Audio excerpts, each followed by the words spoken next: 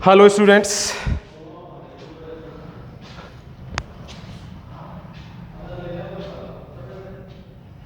I am Nahar Singh Jat from NPS Malakheda और NPS Malakheda online classes में आपका स्वागत है।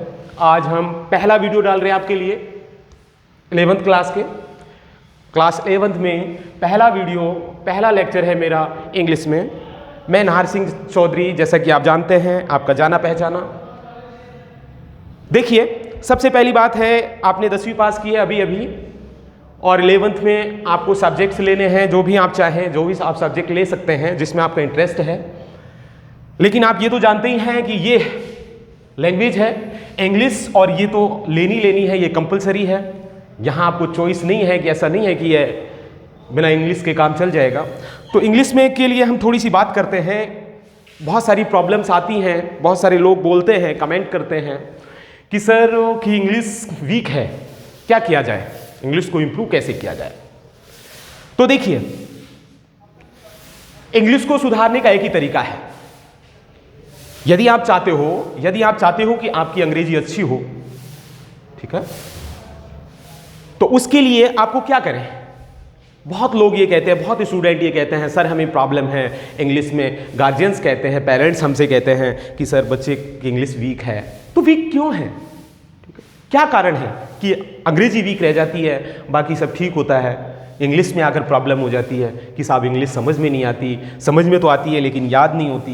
देखिए, ठीक है, तो ये देखिए, ये लैंग्वेज है, ये याद नहीं होती है, ठीक है, ये याद नहीं करनी है आपको कि इसे याद करें, याद नहीं होती है, याद की नहीं जाती है, ठीक है। ये नेचुरली अपने आप ही सीखी जाती है, अपने आप ही धीरे धीरे आप सीखते हैं। जिस प्रकार से आप हिंदी सीखते हैं, क्या आपने कभी हिंदी को याद किया, ठीक है, हिंदी को कभी याद किया क्या, जरूरत ही नहीं पड़ती। आप हिंदी सोचिए, 1 मिनट के लिए सोचिए कि आप हिंदी कैसे बोलने लग गए, ठीक है। आपको किसी ने सिखाया क्या, नहीं, ऑटोमेटिक नेचुरली, ठीक है ना, नकल करके, एक दूसरे को देखकर, ठीक है ना, एक दूसरे को देखकर नकल करके ये लैंग्वेज सीखी जाती है। जैसे दूसरा बोल रहा है वैसे हम बोलते हैं, तो लैंग्वेज आती है। 11th क्लास की यदि हम बात करें, देखिए अंग्रेजी पढ़नी है, इसमें कोई डाउट नहीं है। आप कोई भी सब्जेक्ट लें, ठीक है, इंग्लिश तो आपको पढ़नी ही पड़ेगी। और यदि इंग्लिश को आपको जानना है, पढ़ना है, तो वो इस क्लास से, 11th क्लास से अच्छा प्लेटफॉर्म आपको कहीं नहीं मिलेगा। If you want to know, ठीक है ना, व्हाट इज द इंग्लिश, यहां आपको पता लगेगा, यहां पता लगेगा कि अंग्रेजी क्या है। यहां खुल कर आप पढ़ सकते हो, कोई भी क्वेश्चन मेरे से पुटअप कर सकते हो। मैं यहां पर हूं, NPS मालाखेड़ा में मैं पढ़ा रहा हूं इस वर्ष, ठीक है, लास्ट ईयर भी मैं यहीं पर था। तो जो भी मेरे से अंग्रेजी पढ़ना चाहते हैं तो यहां जुड़ सकते हैं NPS स्कूल से। स्वागत है आप लोगों का। गारंटी देता हूं, 11वीं क्लास में इतनी अच्छी इंग्लिश है, आपके सिलेबस में इतनी सारी चीजें हैं, यदि आप पढ़ेंगे, ठीक है ना, और मन लगा के पढ़ेंगे, गारंटेड है कहीं भी धोखा नहीं खाएंगे, ठीक है। लेकिन एक बात और है, यदि 11th क्लास में को आपने नहीं पढ़ा, 11th क्लास में आपने इंग्लिश पर ध्यान नहीं दिया, तो 12th क्लास में कुछ नहीं होने वाला है, ठीक है, चाहे आप कितने भी प्रयास कर लेना। देखिए, सबसे पहली बात आप बात करते हैं ग्रामर में, कि ग्रामर में क्या पढ़ना है। बुक्स आपको पता है, 2 बुक्स होती हैं, उसके बारे में हम ज्यादा जानकारी नहीं देंगे, ठीक है ना। यदि हम ग्रामर की बात करें कि ग्रामर में क्या पढ़ना है इस साल, इस वर्ष 11th क्लास में ग्रामर क्या है, तो बता दूं, 11th क्लास में इतनी शानदार ग्रामर है कि आज तक आपने नहीं पढ़ी होगी, ठीक है, लेकिन पढ़ाने वाला होना चाहिए, पहली कंडीशन यह है, ठीक है। समझ में आ रही है बात। एक्चुअली में, वास्तव में ग्रामर, अंग्रेजी में ग्रामर यही नहीं होता कि passive voice, direct indirect models grammar हो गई साहब, और पूरी ये 10वीं में पढ़ रहे हैं, 9वीं में पढ़ रहे हैं, पढ़ते ही आ रहे हैं, ठीक है ना, कि पैसिव वॉइस पढ़ लिया, टेंस पढ़ लिया, डायरेक्ट इनडायरेक्ट पढ़ लिया, ज्यादा मॉडल पढ़ लिए, साहब ये हो गई ग्रामर, ठीक है। ऐसा नहीं है। यहां देखिए, पहले यदि हम पहला टॉपिक की बात करें, पहला टॉपिक आपके सिलेबस के अंदर है, वो है पार्ट्स ऑफ स्पीच।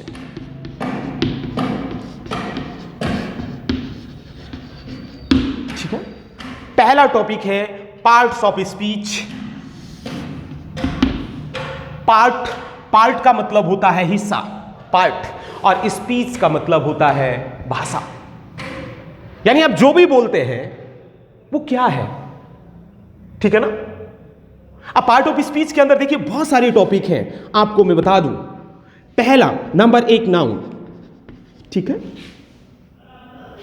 नाउन के अंदर देखिए क्या क्या हम पढ़ने वाला है, क्या मैं आपको पढ़ाने वाला हूं। नाउन के अंदर काइंड ऑफ नाउन की, नाउन कितने प्रकार की है, इसके अलावा नाउन में 2-3 चीजें मैं और आपको पढ़ाऊंगा, वो ये है। नाउन के साथ ही नाउन के अंदर ही ये टॉपिक हैं, और नाउन के अंदर ये 3 टॉपिक हम आपको पढ़ाएंगे। नाउन का पहला नंबर 1 नंबर, और नंबर 2 जेंडर, और नंबर 3 केस, ठीक है।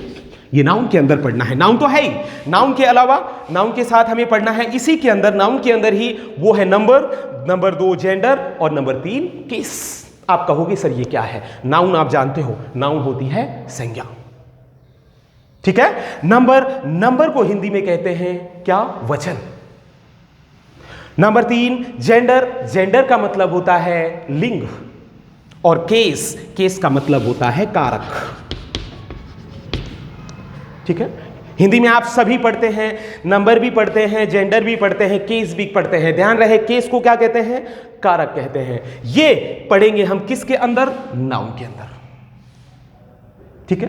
बेहतरीन टॉपिक है, ठीक है।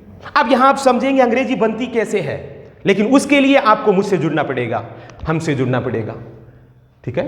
मेरी क्लासें लेनी पड़ेंगी और मेहनत करनी पड़ेगी मेरे साथ, ठीक है।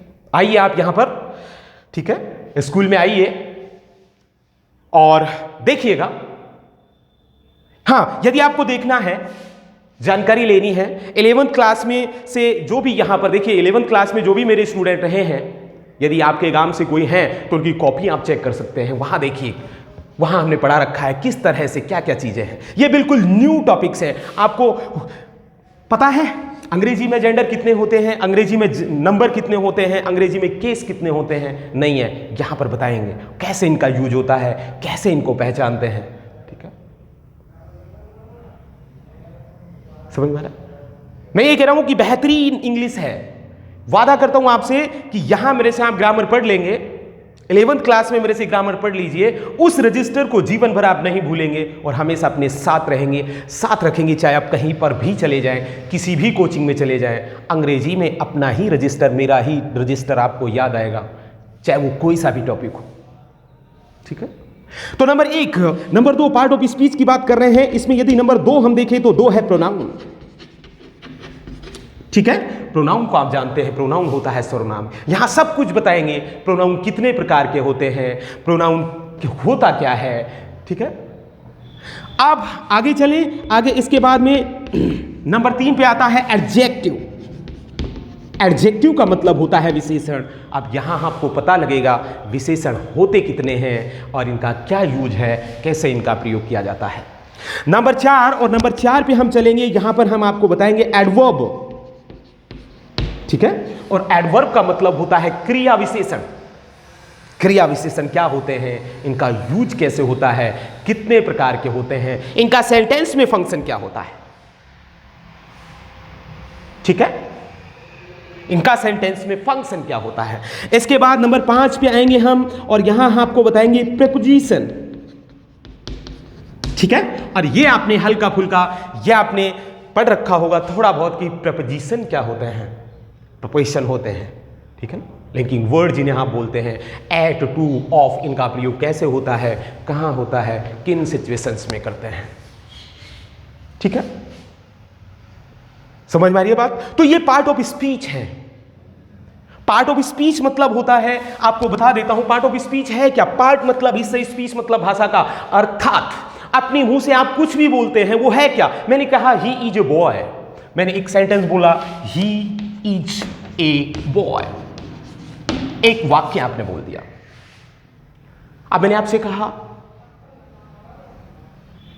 अब पार्ट ऑफ स्पीच के ये पार्ट है, ये हिस्सा है इस सेंटेंस का, 1, 2, ये।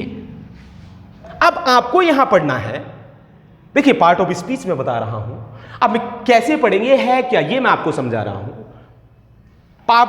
ठीक है। तो अब जो भी आप कुछ भी आप बोल रहे हैं, चाहे आप सेंटेंस बोल रहे हैं, चाहे आप फ्रेज बोल रहे हैं, चाहे आप वाक्य बोल रहे हैं, ठीक है ना, कुछ भी बोले आप बोल रहे हैं, वो कौन कौन से शब्द हैं, उन्हें क्या कहते हैं, ये चीज हमें यहां सीखनी है। एक सेंटेंस दे दिया, अब पार्ट ऑफ स्पीच में आपसे ये पूछेगा कि ये क्या है।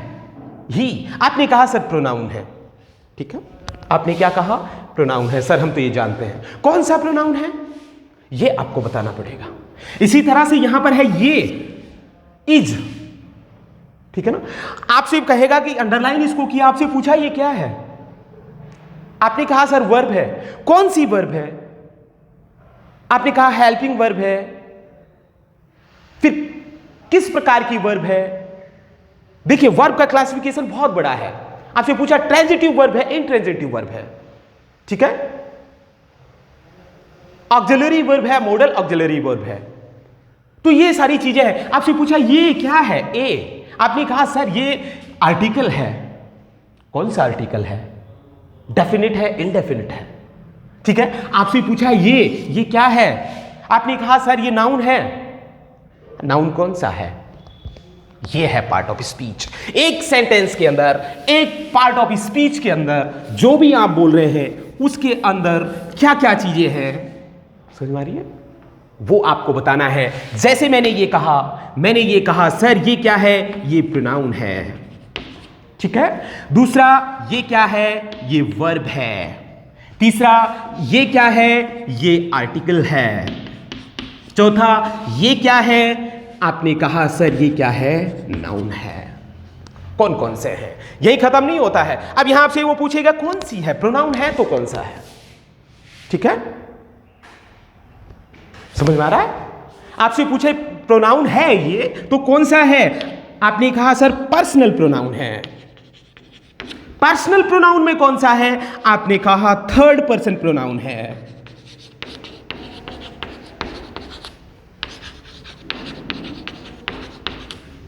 समझ में आ रहा है, आपने कहा कौन सा प्रोनाउन है, थर्ड पर्सन प्रोनाउन है। देखिए एक ही चीज है, ही क्या है, प्रोनाउन है, कौन सा है, पर्सनल है, और कौन सा पर्सनल में कौन सा है, थर्ड पर्सन है। पर्सनल प्रोनाउन भी तीन प्रकार के, पर्सनल प्रोनाउन में भी divided into three parts, first person, second person and third person.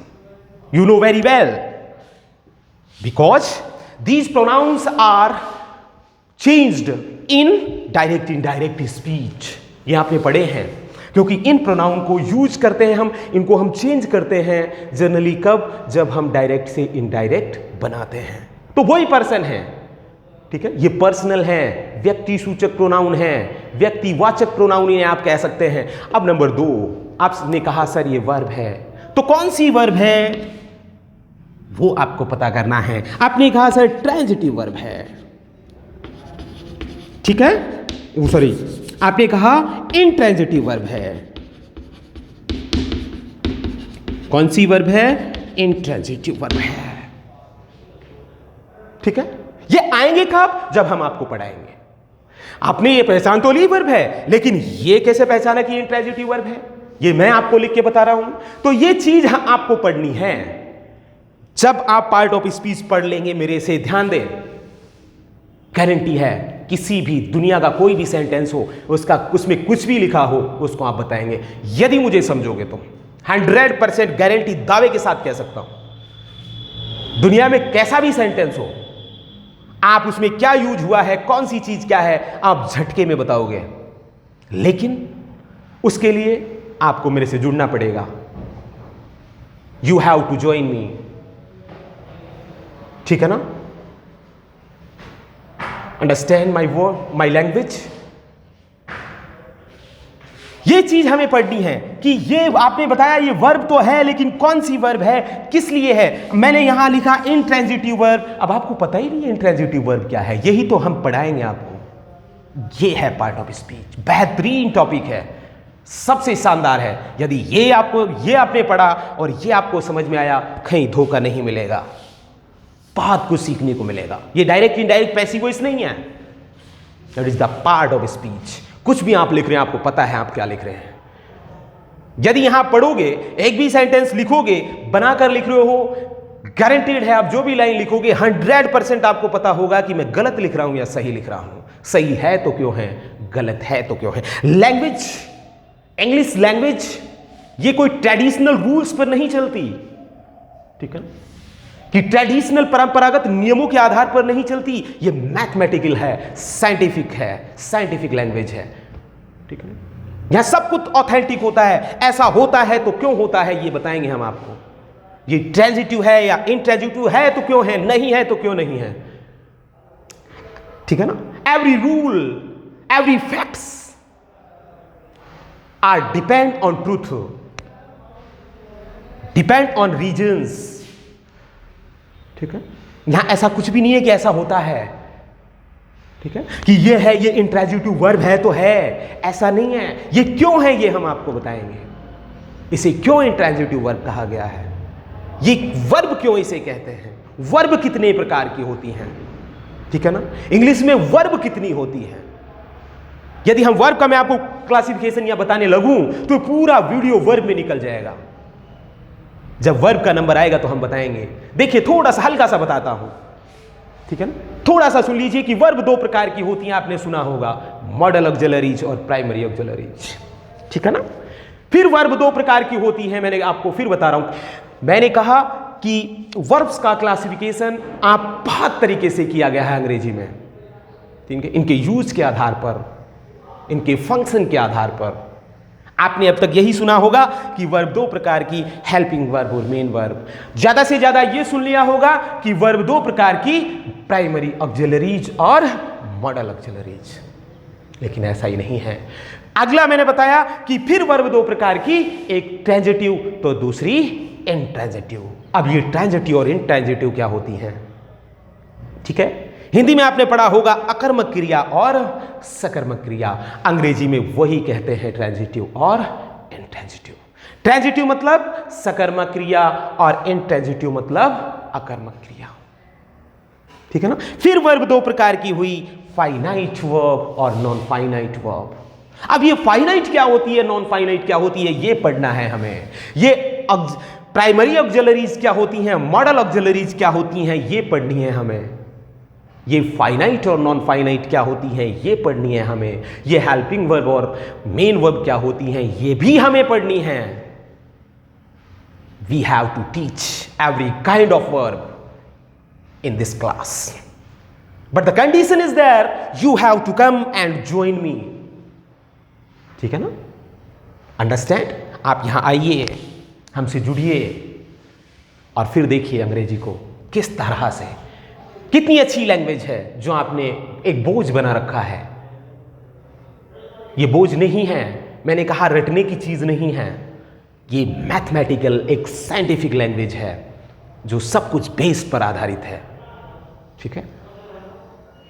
यदि ग्रामर आपको पढ़ना है डीपली तो एप्रोप्रिएट प्लेटफॉर्म है यहां, 11th क्लास है, यहीं पढ़नी है।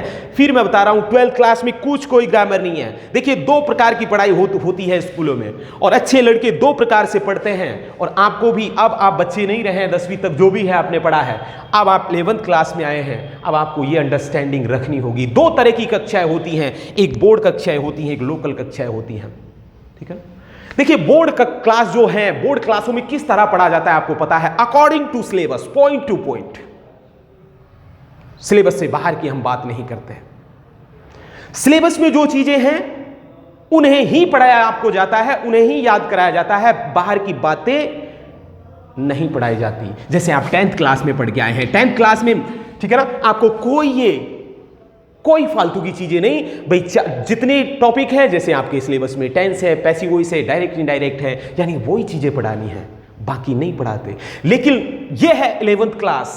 एक होती है लोकल क्लास, और लोकल क्लास में आप कुछ भी पढ़ सकते हैं, बस कंडीशन यह है कि आपका इंटरेस्ट होना चाहिए, आप में सीखने की ललक होनी चाहिए। यहां खुलकर पढ़ सकते हैं, चाहे वो हमारे सिलेबस में हो या सिलेबस से बाहर हो। और रही बात अंग्रेजी की, इंग्लिश मैं पढ़ाता हूं यहां पे, नाम आपने सुना होगा, और पुराना नहीं हूं, लगभग जो भी नए हैं, लगभग हर गांव के, हर मोहल्ले का कोई ना कोई मेरे से जरूर पास आउट है, मेरा नाम जरूर सुना होगा आपने, तो जानकारी ले। लेकिन बता दूं, यहां पर कोई सिलेबस की कोई बात नहीं है। कोई भी आपका क्वेश्चन हो आप कमेंट में डाल सकते हैं, कोई भी प्रॉब्लम हो, कोई भी, चाहे वो आपके सिलेबस में हो या सिलेबस से बाहर हो, लेकिन होना चाहिए किस में? अंग्रेजी में। मैं प्रयास करूंगा उसका 100% आपको सॉल्यूशन दूंगा। ठीक है ना? समझ में आ रहा है? क्लियर बात? तो ये चीजें हैं, ये चीजें हमें पढ़नी है, ये है पार्ट ऑफ स्पीच। जैसे कि आगे बढ़ाता हूं इसको, ये कहा आर्टिकल, ये आर्टिकल कौन सा है? आर्टिकल कौन सा है? तो मैंने कहा ये इंडेफिनिट आर्टिकल है। अब ये इंडेफिनिट आर्टिकल क्या होता है? ठीक है, ये इंडेफिनिट आर्टिकल होता क्या है, ये चीज हमें पढ़नी है, ये चीज आपको मुझे समझानी है। आर्टिकल कितने प्रकार के होते हैं, कैसे होते हैं, क्या होते हैं, ठीक है ना? इसी तरह इस सेंटेंस के अंदर ये नाउन है, आपसे कहा नाउन कौन सी है, ठीक है? आपसे कहा ये नाउन कौन सी है, तो आपने बताया कि सर ये नाउन कौन सी है, ये कॉमन नाउन है। अब आपने कहा ये कॉमन क्या है, कॉमन नाउन को कैसे पहचानते हैं, तो यही आपको बताना है, यही हमें पढ़ना है। यानी जो भी आप लिख रहे हैं, जरूरी नहीं आप सेंटेंस लिखें, जरूरी कुछ भी लिखें, 2 शब्द, 4 शब्द या 10 शब्द, जो भी, चाहे फ्रेज लिखें, वाक्य लिखें, वर्ड्स लिखें, जो भी आप लिख रहे हैं आपको पता है आपने क्या लिखा है, ये सही है या गलत है। यदि ये टॉपिक आपको समझ में आया तो, और यदि आप मेरे पास आएंगे, मेरे से पढ़ेंगे, 100% समझ में आएगा। कोई भी संभावना नहीं है कि ये टॉपिक आपको समझ में ना आए। बेहतरीन ग्रामर है, लेकिन प्रॉब्लम ये है, यहां बच्चों की भी प्रॉब्लम यही है, टीचरों की भी प्रॉब्लम यही है। प्रॉब्लम यह है कि 11वीं क्लास को, 11th क्लास को क्लास नहीं समझते। यार ये लोकल क्लास है, क्या पढ़ना यहां पढ़ना क्या है? अगली साल मेहनत करेंगे, और अगली साल कुछ मेहनत नहीं होती, क्योंकि भैया ये लैंग्वेज है, 2 दिन में आप अंग्रेज नहीं बन सकते। ठीक है, 11वीं में पढ़ेंगे तो वही 12वीं में काम आएगा। नहीं, बैठे रहिए, समझ में आई बात? बैठे रहिए आराम से, रात दिन पढ़ते रहना, कुछ नहीं होने वाला। ये 11th क्लास है, यहीं पे बेस बनाना है हमें। चाहे कोई सी भी स्ट्रीम आप लें, कोई भी सब्जेक्ट आप लें, मैथ लें, साइंस लें, बायो लें या आर्ट्स लें, कुछ भी आप लें। एक बात और कड़वी सत्य है, मुझे कुछ नहीं आता, लेकिन फिर भी एक चीज आती है, 10, 20, 30 जो भी हैं, ये मैंने रट रखे हैं, ये मेरे याद हैं, इनसे कमा कर खा रहा। तो ये लैंग्वेज ऐसी चीज है, आप यदि आपकी लैंग्वेज पे, कोई भी लैंग्वेज हो, उस पर कमांड हो, आप भूखे नहीं मरोगे। ठीक है, चाहे आप कितने भी बुद्धिमान हो, यदि आपको बोलना नहीं आता, यदि आपके पास लैंग्वेज नहीं है, तो अपनी इंटेलिजेंसी को आराम से अपने दिमाग में रखिए, उसे कोई पूछने वाला नहीं, आपको 2 रुपए की नौकरी नहीं देने वाला। लेकिन यदि आपके पास लैंग्वेज है, आपके पास सब कुछ है। फिर ये सीखेंगे कैसे, वो मैंने आपको तरीका बताया है कि पढ़ना तो पड़ेगा। You have to study by heart. ठीक है, आइए आप यहां पे, ठीक है, जुड़िए एनपीएस ऑनलाइन क्लासेस से। आज से मैं अपनी क्लासेस स्टार्ट कर रहा हूं। यहां पे कोई भी प्रॉब्लम हो कमेंट में डालिए, आप कोई भी दिक्कत हो आप कमेंट कर सकते हैं। ठीक है, क्लियर होगी बात? आगे चलते हैं। तो ये है पार्ट ऑफ स्पीच। बात समझ में आई कि कोई भी पर्टिकुलर सेंटेंस, कोई भी वर्ड्स, वो क्या है, उसे क्या कहते हैं, ये चीज आपको यहां सीखने को मिलेगी। कोई भी चीज आप लिखेंगे, गारंटेड है, यदि ये सीख गए तो कोई भी चीज आप लिखेंगे, कोई भी, चाहे कोई भी सेंटेंस लिखेंगे, चाहे छोटा या बड़ा, वो सही है या गलत है, इसको भी आप जज करने लगेंगे, इसको लर्न करने के बाद, इसको सीखने के बाद। ठीक है, क्लियर होगी बात? तो ये पार्ट ऑफ स्पीच है। अब नेक्स्ट टॉपिक की बात करें, टॉपिक नंबर 2, और ये आपने पढ़ा हुआ है, आपके सिलेबस में फिर एक बार आया है, और वो है टेंस। मैं जानता हूं आपको टेंस आते हैं, लेकिन मैं ये भी जानता हूं कि आपको 100% टेंस नहीं आते। चाहे आप कितने भी परसेंटेजधारी हो, चाहे कहीं भी पढ़े हो, गारंटेड आपको टेंस नहीं आते। हर साल हम इस टॉपिक को पढ़ते हैं, 9th में, 10th में, 8th में, 7th में, हर क्लास में हमने पढ़ा है। आखिरी बार पढ़ रहे हैं आप टेंस, और वो मैं पढ़ाऊंगा। अब वो डिसाइड करिए कि कैसे पढ़ना है आपको। एक नए रूप में, एक नए तरीके से हम टेंस पढ़ाएंगे, वादा करते हैं आपसे। कभी कहीं नहीं पढ़ा होगा आपने, ठीक है? क्लियर है? टेंस नहीं आते हैं आपको, किसी को नहीं आते हैं, चाहे आप मेरिट में आए हैं, चाहे आप 96% हैं, चाहे आप 95% हैं, चाहे 9 जो भी हैं, यदि आपको आता है तो ये हो गया आपका चेक, व्हाट इज टेंस। यदि ये बता दिया तो हम मान लेंगे हल्का फुल्का कि हाँ आपको टेंस आता है। अब मैं कहूं टेंस, व्हाट इज टेंस। किसी ने आपसे पूछा, आप यहां से गए, क्लास से बाहर गए, आपने कहा, आपसे किसी ने पूछा, कोई आपका रिलेटिव हो, रिश्तेदार हो, फ्रेंड्स हो, कि भाई कौन सी क्लास में पढ़ते हो। आपने कहा सर 10th पास किया है, कितनी परसेंट से। आप कहोगे सर 92% के साथ। गुड, वो कहेगा गुड। अच्छा, इंग्लिश में आपने क्या पढ़ा। आपने कहा सर हमने टेंस पढ़े। आपसे पूछा कि टेंस क्या होता है, what is tense, define the term tense. Tense है क्या,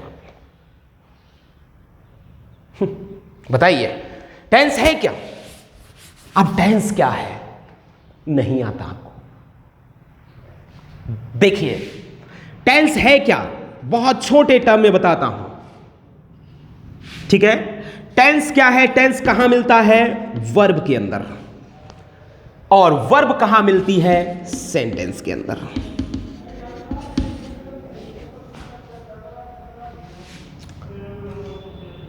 टेंस किस में होगा, वर्ब के अंदर, और वर्ब किस में होगी, सेंटेंस के अंदर। यानी कहने का मतलब है टेंस ऐसे नहीं है कि टेंस लटका पड़ा है, ये लाइन लिखी साहब, वो नीचे लिख दिया कि ये टेंस है इसमें, ऐसा कुछ नहीं है। टेंस किस में देखते हो आप, वर्ब में, और वो वर्ब कहां मिलती है, सेंटेंस में। कहने की मतलब ये है, कहने का अर्थ ये है कि दुनिया में कोई भी ऐसा सेंटेंस नहीं है जो बिना वर्ब के हो, ठीक है ना। वर्ब के बिना कोई सेंटेंस नहीं बनता, और कोई भी वर्ब बिना टेंस के यूज नहीं होती। एट इज, ठीक है। वर्ब टेंस होता है वर्ब में, वर्ब होती है किसमें, सेंटेंस में। और इंग्लिश की सबसे बड़ी इकाई है, यूनिट है क्या, सेंटेंस। अब यदि टेंस की डेफिनेशन करें तो हम कह सकते हैं tense is a form of a verb, form of a verb which shows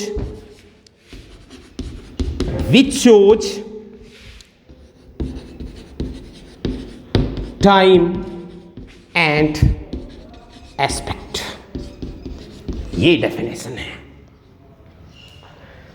यानी हिंदी में बोलूं आपको कि टेंस क्रिया का एक रूप होता है। टेंस किसका रूप होता है, टेंस क्रिया का एक रूप होता है जो टाइम और एस्पेक्ट बताता है। टाइम का मतलब आप जानते हो क्या होता है, समय, और एस्पेक्ट्स का मतलब होता है पक्ष। कि टेंस के दो काम हैं और कोई काम नहीं आता। टेंस का यूज क्यों करते हैं, दो चीजों को जानने के लिए। पहला कि टाइम, टेंस से ही हमें पता चलता है कि टाइम क्या है, कौन सा टाइम है, ठीक है। दूसरा, टेंस से ही पता लगता है एस्पेक्ट, और एस्पेक्ट क्या होता है, पक्ष। पक्ष होता है क्रिया में, कि क्रिया की कंडीशन आप कहें या स्टेट आप कहें, ठीक है। एस्पेक्ट का मतलब होगा कंडीशन या स्टेट, अवस्था। कौन सी अवस्था, कि किस अवस्था में है, वर्ब किस अवस्था में है, कि काम चल रहा है, काम स्तर है, ठीक है ना, क्या हो रहा है, वो होती है एस्पेक्ट्स, जिसे स्टेट भी आप कहते हैं, अवस्था, कंडीशन आप कहते हैं, ठीक है। 4 एस्पेक्ट्स होते हैं टेंस के, आपने पढ़े होंगे। इंडेफिनिट या सिंपल बोलते हैं, कंटिन्यूअस, परफेक्ट और परफेक्ट कंटिन्यूअस, ठीक है। तो ये है टेंस की definition. Tense is a form of a verb which show time and aspects. केवल यहां बता रहा हूं हल्का सा कि मैं किस तरह से पढ़ाता हूं। नेक्स्ट क्लास से, नेक्स्ट लेक्चर नंबर 2 से हम टॉपिक स्टार्ट करेंगे आपका पार्ट ऑफ स्पीच, एक एक चीज को, ठीक है। और वहां देखना आप क्या इंग्लिश है। आज तक आपने पढ़ा है, आज तक आप अंग्रेजी पढ़कर आ रहे हो, जहां से भी पढ़कर आ रहे हो, किसी भी स्कूल से, किसी भी कॉलेज से, और ये बता दूं, ये वीडियोज जो लोग कंपटीशन से जुड़े हुए हैं, कॉम्पिटिटिव एग्जाम दे रहे हैं, उनकी प्रिपरेशन कर रहे हैं, उनके लिए भी बहुत उपयोगी है। चाहे वो एसएससी की कर रहे हैं, ठीक है, चाहे वो बैंकिंग की कर रहे हैं, किसी भी कंपटीशन में आप कर रहे हैं, आप मेरे से पढ़िए, मेरे से अंग्रेजी पढ़िए, ये 11th क्लास के वीडियो देखिए। ग्रामर में आपको कोई प्रॉब्लम नहीं आएगी कहीं भी, 100%। मैं ये नहीं कह रहा हूं कि केवल उन्हीं लोगों को जुड़ना है जो 11th क्लास में पढ़ रहे हैं, ठीक है ना, जो कॉम्पिटिटिव एग्जाम की तैयारी कर रहे हैं, घर पर हैं, अभी लॉकडाउन है, टाइम है आपके पास, मेरे वीडियो को देख सकते हैं, बहुत कुछ नया मिलेगा। आप बड़ी बड़ी कोचिंग, हो सकता है कि कोई दिल्ली पढ़ रहा हो, कोई जयपुर कोचिंग कर रहे हो, बड़े बड़े लोगों के पास पढ़ रहे हो, लेकिन यहां भी पढ़ के देखिए, ठीक है ना। थोड़ा सा इंट्रोडक्शन देता हूं मेरे बारे में। आई एम नाहर सिंह चौधरी, आप जानते हो नाहर सिंह चौधरी है मेरा नाम।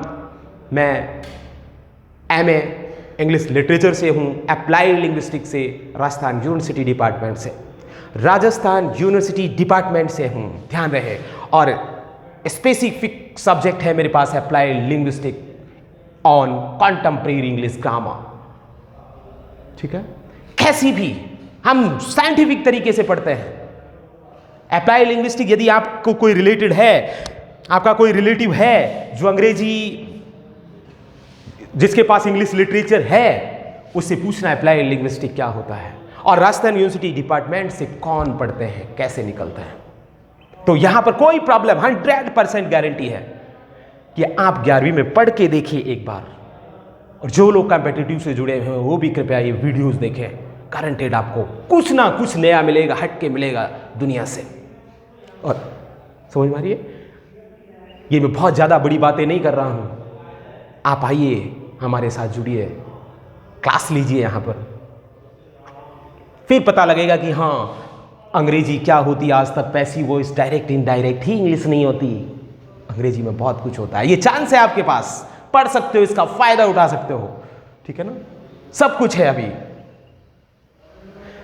तो इस तरह से बहुत सारी बातें हैं, बहुत सारी चीजें हैं जो मैं आपके साथ शेयर करना चाहता हूं इंग्लिश के बारे में।